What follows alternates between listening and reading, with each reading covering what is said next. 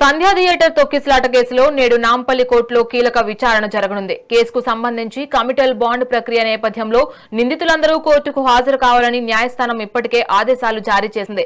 గత విచారణ సందర్భంగా ప్రముఖ నటుడు అల్లు అర్జున్ వర్చువల్ విధానంలో కోర్టు ముందు హాజరయ్యారు. అయితే కేసులో ఉన్న ఇద్దరు నిందితులు కోర్టుకు హాజరు కాకపోవడంతో విచారణను నాంపల్లి కోర్టు నేటికి వాయిదా వేసింది.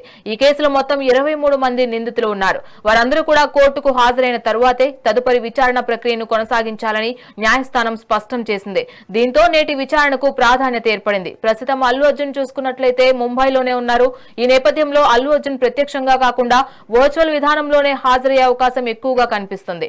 అసలు అల్లు అర్జున్ కోర్టుకు రాకుండా ప్రతిసారి కారణం చెప్పడం పట్ల ఇప్పుడు అనుమానాలు కూడా వ్యక్తం చేస్తున్నారు. నిజంగానే అల్లు అర్జున్ వర్చువల్ గా ఎందుకు అటెండ్ అవుతున్నారు అనే దానిపైన కూడా ఉత్కంఠ నెలకొందనే చెప్పుకోవాలి. అలాగే 23 మందితో పాటుగా ఉన్న నిందితుల జాబితాలో అల్లు అర్జున్ కూడా ఒకరిగా ఉన్నారు. So Allu Arjun shooting busy కారణంగా కోర్టుకి హాజరు కాలేకపోతున్నట్లుగా తెలుస్తుంది.